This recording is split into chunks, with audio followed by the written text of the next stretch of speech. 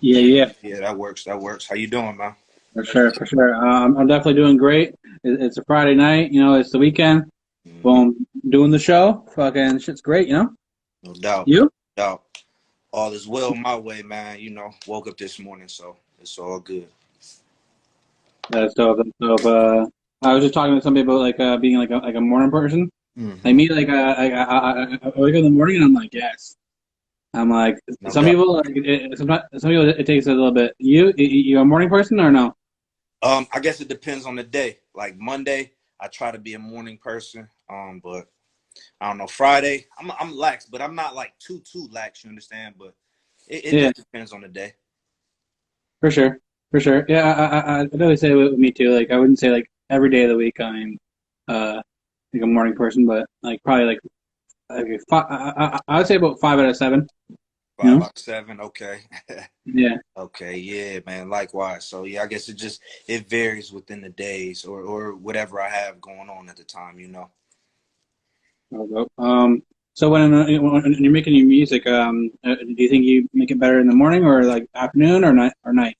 Um, see the thing with like writing music, I get it has to just come to you. So when you want to put your whole heart into some bars or a song where you're telling a story or even like a love story, it could come, any time of the day. So there's not a specific like segment or time to where you have to just really sit down and write. I do have those, but more times than none, I'm probably uh I'm probably talking to my grandmother or my mother or something, and I'll just think of some bars and Yeah. something motivational, and then I can just trickle down one bar after another.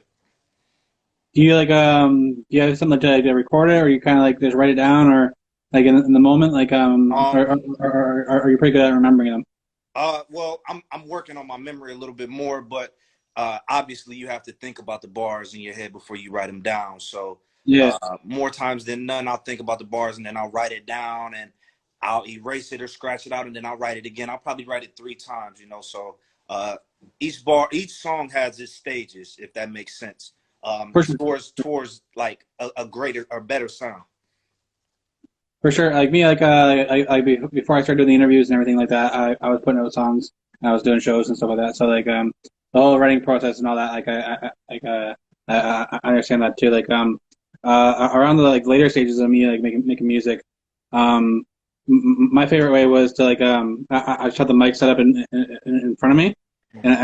I'd be playing the beat, and I'd think of that first line, and I would just say that first line, and then and I record it, and then when I think of that second line, or I think of like the 2, 3, and 4, like I'll just say all those lines as I think of them, because that way I'm saying them how I want to say them. Because sometimes I found like writing them down. Mhm. When I came back, I didn't say it the same way. Okay, yeah, yeah. Yeah, so like I said, I'm not an artist, at heart. I'm a poet at heart. So I guess Okay. that would make, that would help me when I'm writing my lines line from line. I just I margin my with my title and everything, and then 1 to 16, and then I just fill in where it needs to. Storytelling songs, you kind of just you tell the story, but you kind of put it in a way to where the audience that's listening, they're there or they are that person in that story. And then you let the beat wrap around them. Do you remember the moment where you're like, um, not necessarily like, you wanted to rap, but you wanted to like take like rap shit seriously? Like kind of like you're yo, I want to take this shit like really like perfect my craft and kind of like really work at this. Yeah. So it's a funny story. I started January of 2020. That was my first time ever getting into a booth. So Oh, okay. I'm still fresh to this here rap game, quote unquote. But the first time, I would say that there are times in life where you want to sit down and you want to write it out like a journal entry type thing. Yeah, So my brother, who couldn't be here with me today, uh, he's actually the artist, and he brings the charisma, the everything that people look for when you are yeah, looking for as rappers. And he kind of ran it by me one day, like, you're telling me to do this. Why don't you go ahead and try to put your poetics together and come up with something? And I'm like, nah, man, you understand? I'm like, nah, I don't do that. But long story short, I'm here. So I would say last January, 2020 was my first time that I was serious about my craft, and I kind of I held my head down. You can't when you're trying to accomplish something, you don't necessarily have to tell the world what you're getting ready to accomplish. You know what I'm saying? You just go ahead and do it, and they'll see the results. Definitely. It's definitely been like a quick skill set learned because like me like hearing that I was listening to your music and I was like, oh shit, like this guy's like it sounds like you've been doing it for time. Thank you. I appreciate that. That's love, man. Thank you. Yeah. I can't even tell you. I can't even tell you where this comes from. My uncle was a DJ in the '80s. And my mother, she loves music too. My family's musically entwined, so I don't know. I couldn't really tell you. Like, oh, I watched him or I watched my father or somebody do it. Yeah. It's just something that I've been very blessed with, and I'm very fortunate for it. For sure, for sure. Um, if you can get like any producer in the whole world, like to make a beat for you, um, who's that one producer? We might have a two-headed tie. May have a two-headed tie. It could be Primo, it could be Hit Boy. So it's a two-headed tie. I like what Hit Boy brought out in Nas with the last project that he dropped. And For sure. Primo is a legendary DJ producer who over time has gradually become an icon. So Definitely like Nas is my favorite rapper. But I wasn't really big on the Kanye project or the Lost Tapes. I actually felt the Lost Tapes was better than the Kanye project. mm-hmm. But when the whole joint with the King's Disease, I was like, yo, this shit right here. Yeah. I was like, yo, like this shit right here is fucking dope. No. So fucking Hit Boy did that, man. I'd love to hear a whole album with like Premier and Nas. Like that'd be the same, you know. It would be crazy. It would be crazy. I mean, you never know. We didn't expect King's Disease, so you never know what Nas has Right. written down for us. So hopefully. Definitely. Yeah. So when you're not doing music, you have any like hobbies like you play sports or you do like other shit or what? I'm a retired athlete right now, but Okay. I still, I'm still active. Just making sure my body is right. Reading, I definitely do a lot of that. I watch a lot of documentaries. I like to learn about different people, different cultures, and things like that. But I would say 8 times out of 10. I'm sorry, what you say? What's that? Oh no, I was responding. Okay. I thought you were saying something, but yeah, I documentaries, reading, just being with my family and writing. I mean, I'm listening to different music all the time, because with this being my first year, I feel like I have a lot of catching up to do. I have to always be on top of my game when it comes to just dropping new music, dropping songs, and marketing, and just everything in that nature.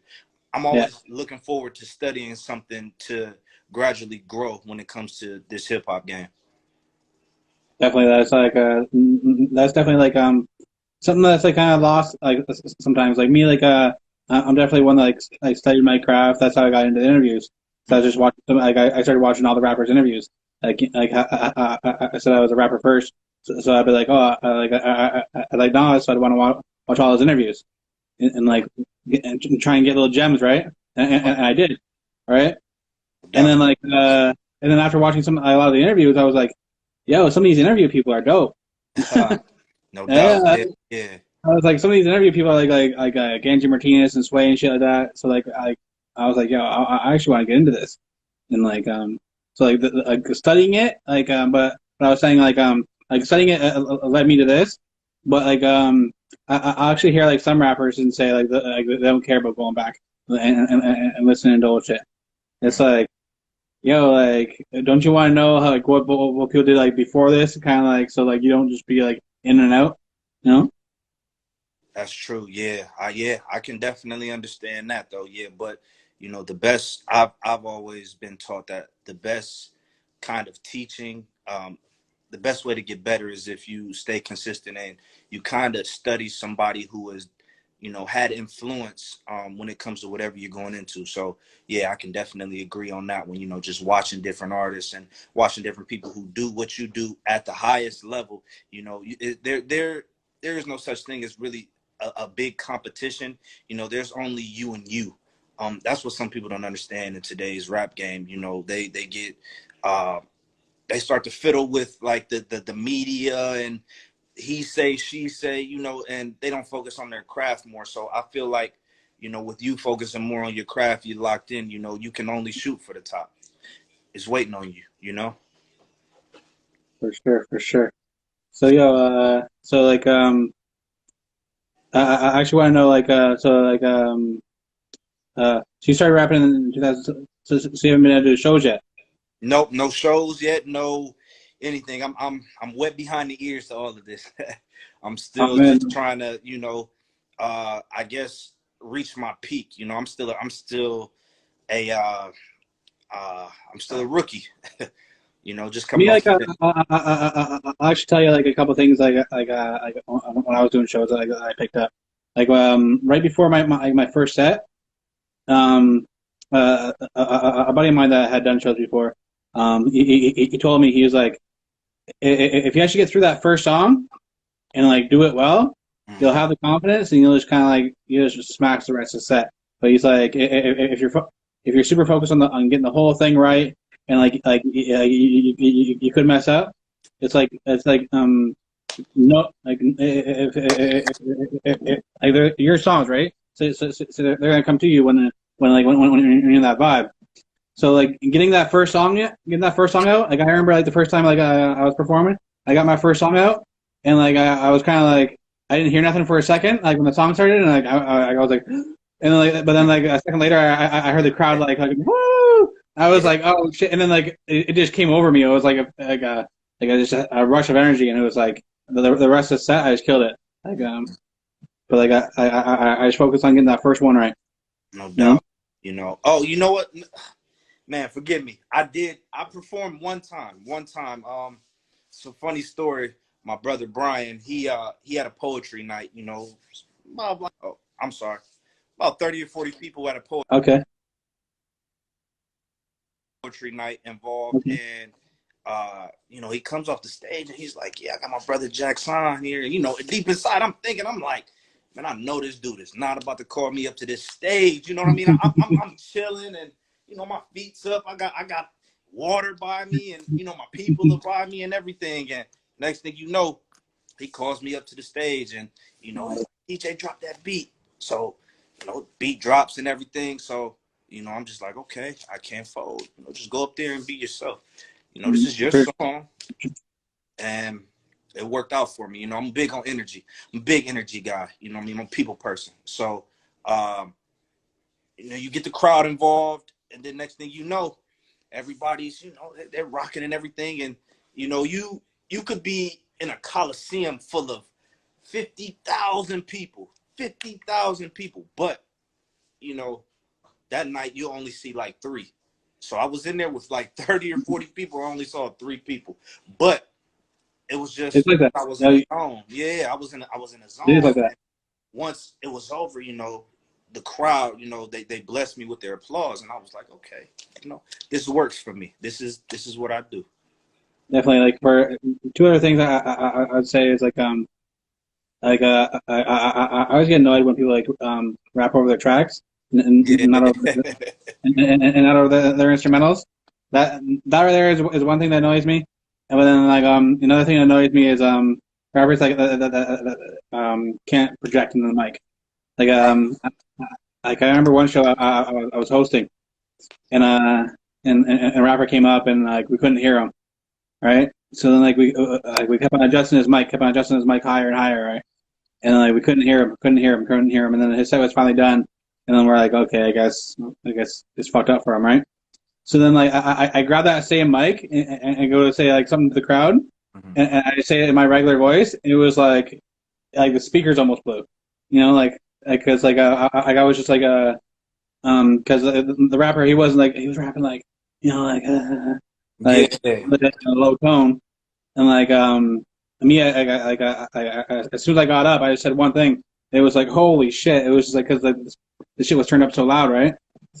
It Now was let me like ask you. Let me ask you that the song that you said you did, correct? That when you projected your voice to the crowd, everybody, they were like, "Whoa!" You probably wholeheartedly put work into that song. oh no And no I wasn't even saying like that. I was hosting the show, so I just got up to the mic and grabbed the same mic he was talking, like the same mic he was rapping oh, you into, just spoke into it, and everybody, oh man, and my voice was just like so like powerful like the way I project my voice, right? you speak with passion. You speak with So passion. it's like that right there is like the super key when people are on stage, and like because if people can't hear you, like it's like what the fuck, right? No doubt, man. Passion, man. I like that though. I like that. That's Yeah, motivation. I appreciate that story, man. for sure, Yeah, for man. sure. It's dope. So yeah, so you started rapping like yeah 2000. I mean 2002. I actually started rapping in the year 2000. Mhm. Oh no, 2020.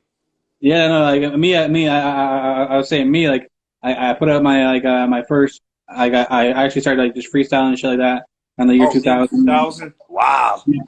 and then I put out my first um mixtape back then, like '03. Okay. Okay. Yeah, yeah. But me I'm saying like for you when you go back and listen to the old shit, like me like when I go back to like that first project from like 2003, I'm like yo, I was an angry kid. So like it'll be kind of cool for you to like kind of like keep this in mind and kind of like go back to your like your old shit sometimes, and you can remember like oh the shit, like you can hear the growth. You're like I'm nothing like that now, you know?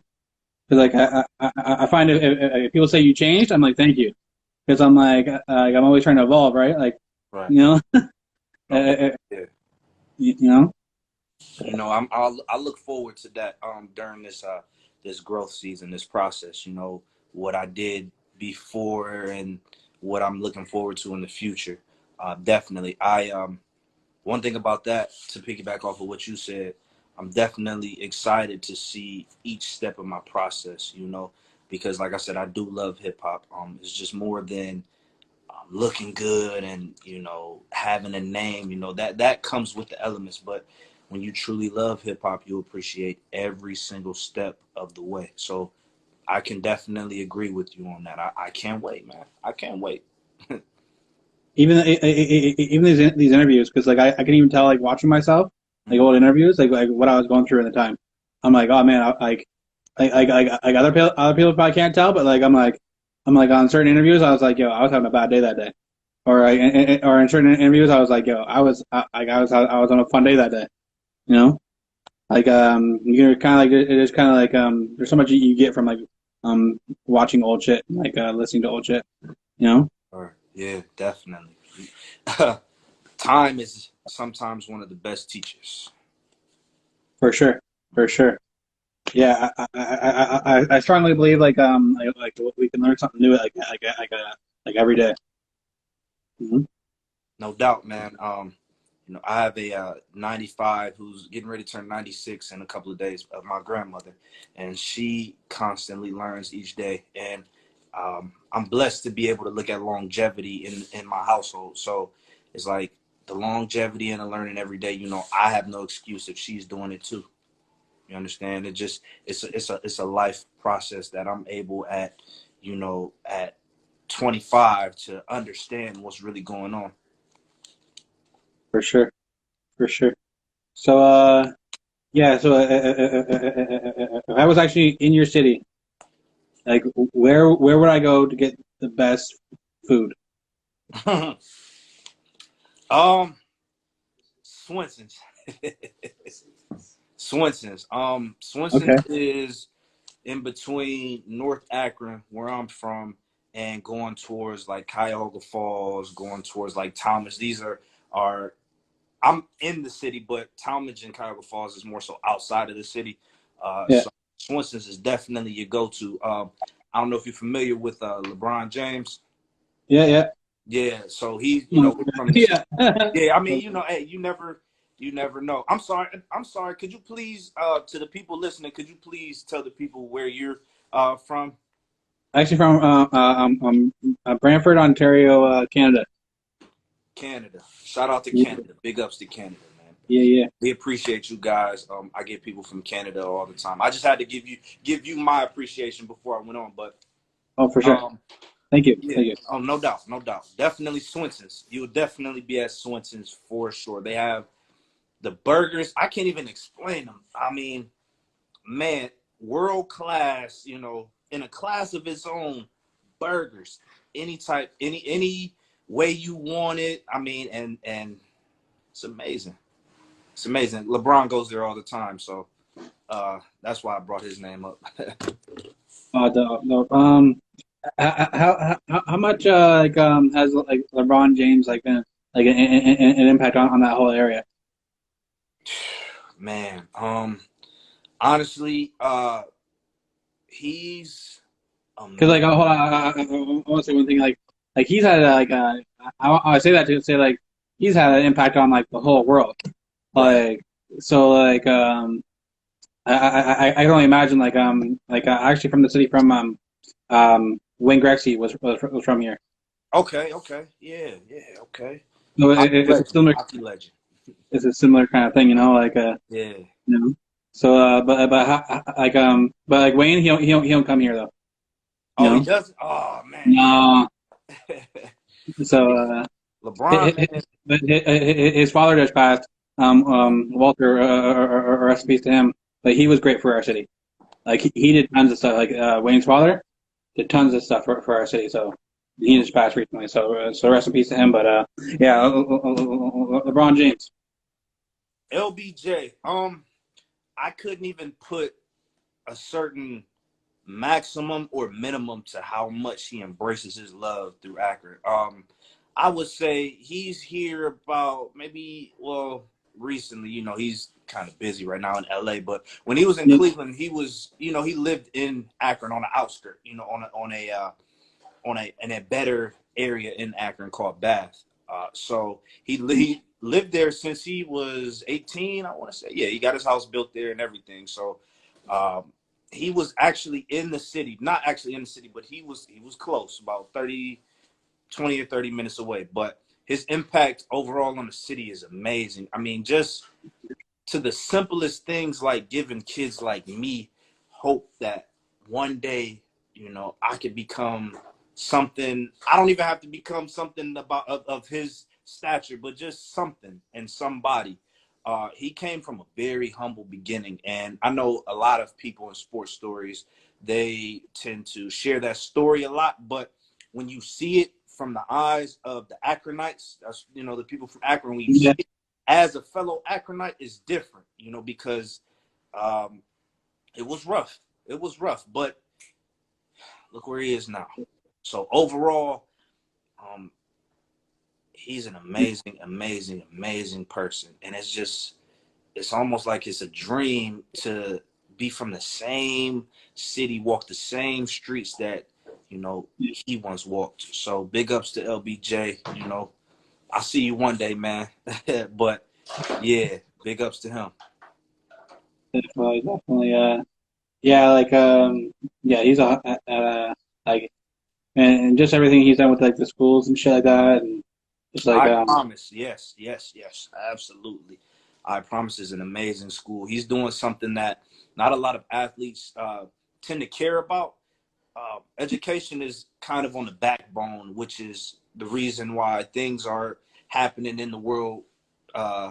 And he has his hands on it, man, and he's doing a really good job at it. He has a great supporting staff, a great wife, a phenomenal mother. You know, he has a supporting staff when you're chasing something. Even when he was coming up at St. Vincent St. Mary, to have people who love you and offer to put you in different positions to help you become successful, that means a lot. So he definitely is, or they are definitely working wonders in the city of Akron. Definitely, definitely. Me like what do you actually think about the educational system like in places? Because me like when I look back at like everything I was learning in school, I was like I don't use like 95% of that shit in like my regular life anymore. Like like maybe like the math, yeah, I was pretty good at math, so I still use that. But like a lot of that shit to me there's certain shit like that I could just learn in school because I was good at math the teachers wanted me to go into like the university grade 12 math or whatever like that. And then so I did that and I did good in that class. And then later on I found out in the regular math class they were learning about taxes and mortgages and all this shit. I'm like, man, I was learning about all this shit that I don't even use and I could have been learning about taxes and mortgages and shit like that. Like what the fuck, you know? Um, yeah, I feel like when it comes to the educational system in the United States, I feel like the educational system only programs you to become a worker. They don't necessarily program you to become something that is gonna generationally help and provide for your family. That's for one.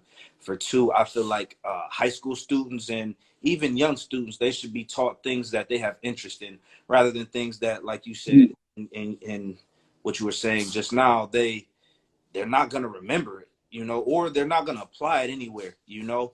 Yeah, I feel like education is a big tool right now, especially when it comes to essentials like reading and just knowing how to live everyday life. Because I feel like everyone now, they want to get the easy way out of things, and that's not going to be the case for a lot of people. So they need education to fall back on. So I'm big on education, just not even necessarily in a school aspect, but just knowledge and up for yourself. You know, reading for up sure. on things yourself, staying in tune with the news yourself, instead of being on the media outlets and getting their information from there. If that makes sense.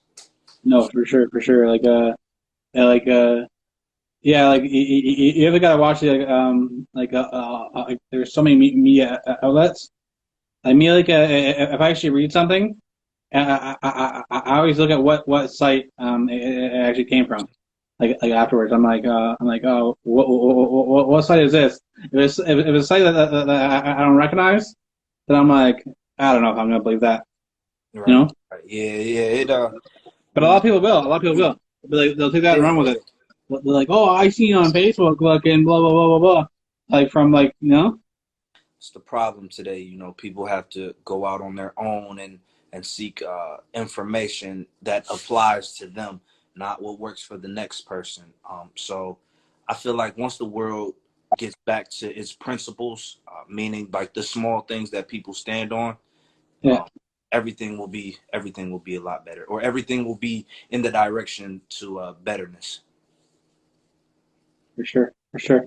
Um, Me yeah, we were saying when the world gets back to it's obviously not gonna get back to what it was before. But it's gonna be like a new normal, like whatever the new normal becomes. But Hmm. yeah, like for me the whole COVID process, I started off 2020 and I was doing a lot of interviews here in the crib, I was bringing people in and I was on a good run. I was on a good run. I was doing pretty good, and then COVID hit, and then they shut everything down. I was like, well, that fucks up my whole plan, you know, Oh, like so. And then I was like, well, I'm gonna start doing these online, and the whole online thing has changed my whole brand. I'm able to reach out to you, and like I'm here in Canada, you know. yeah, crazy, man. And For me it's picked up my whole brand. It's like I understand a lot of bad things have happened for a lot of people during the COVID time, but like some people have kind of like really thrived, and like how has it been for you? COVID, you know, one thing I know, COVID has its pluses and its minuses. The minuses meaning, the deaths, For sure. people, Rest in peace to everybody that's yeah, no doubt, no doubt, right, COVID, for sure. you guys. But uh, the pluses I would say COVID had was it made me realize what my main focus was when I'm after something in life, and family. Yeah, Family. It made me appreciate my family more. I started to write more. I started to get more into my graffiti. I started to get more into my readings once COVID hit, and I started to utilize my hands. See, a wise man once told me, something that you can create with your hands and your mind, no one can ever take from you. You know, and I started to utilize that tool a little bit more. So I would say COVID was a blessing and a curse. Coming out of this COVID, we're looking into a new world. And a new world, I mean, a lot of things that, were before 2020, a lot of businesses have shut down. A lot of people are out of work. After this COVID, or hopefully when we get closer to the end of this era, there are going to be a lot more businesses, a lot of new people in the business world and things like that. So I feel like COVID, if it didn't affect people on the illness side, I feel like it affected people towards the aspect of what you actually want to do. Go out and do it, because you never know. The world could be in a pandemic to where you can't do anything, and you have to rely on different resources that you've never relied on before. If that makes sense. for sure, for sure. I think like the hustlers from this like right away start finding ways around this shit. Like me, I've been doing my show for years, like but I had to like rethink everything. It took me a little bit, but I was like, when I came to the plan, I started doing a couple of interviews here and there on here, and then I was like, yeah, I'm gonna do three a week. I'm like, that right there, yo, that right there is gonna fucking like put me in a fucking great spot to when new normal is happening. Like when we come out of this, I'm gonna come out of here like NBA Jam on fire, you know? Yeah, no doubt, man. I'm happy for you, man. And see, that's what I mean. Like, that's amazing to me. That motivates me, because the more people I know that keep going after something that they want, I look at myself and I'm like, well, if he could do it, why can't I? So I'm happy for you, man. I'm glad you were able to pull through this interesting time.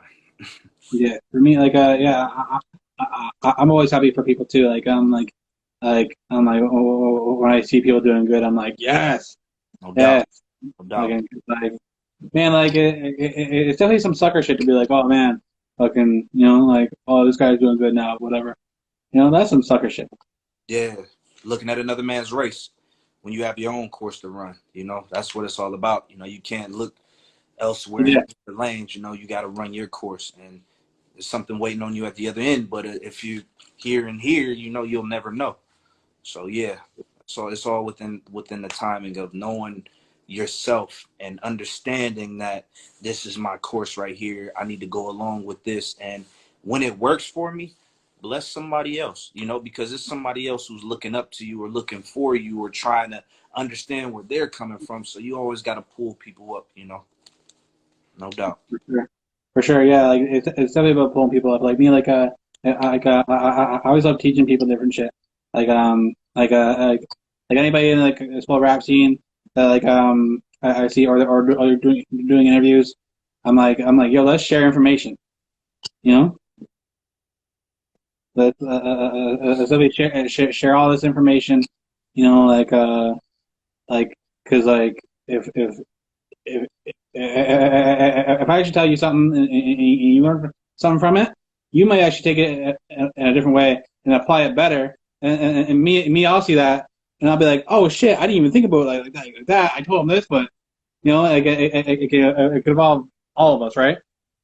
No doubt, man. No doubt. The good and the bad. I tend to learn from both. The bad meaning, okay, that was bad over there. I'll learn what not to do, and the good, because I'll take that in also and share it over here with this bad, you know. So then we we can all come together and you know, make something happen. But other than that, I feel like you know, learning is definitely key. Learning, you know, each day is definitely key, because once you stop learning, you either grow or, you know, you fade out. There's like no gray area when it comes to that, you know. Just like a garden, you know, if you're not watering something in a garden, it's gonna die.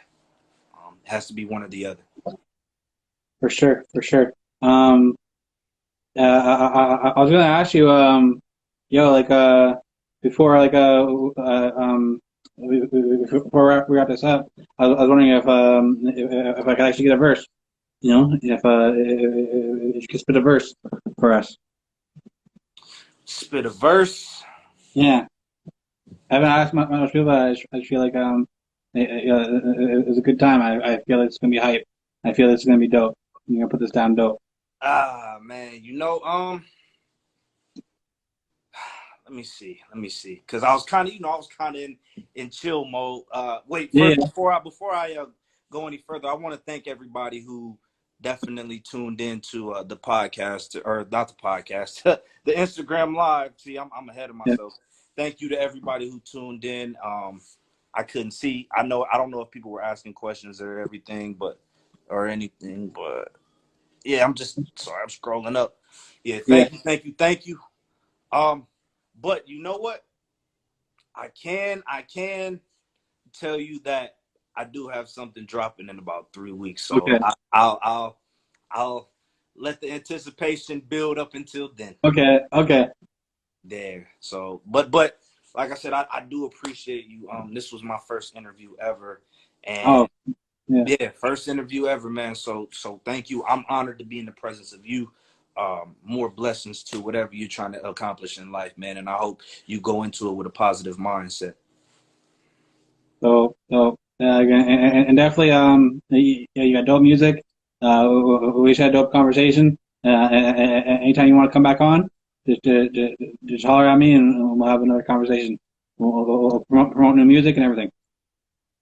You know? Love, man. Thank you. And shout out to Canada. Shout out to Canada. Shout out Uh, to Canada, man. Thank you. Thank you again, boss. all right. Peace, yo. Peace, Peace. man.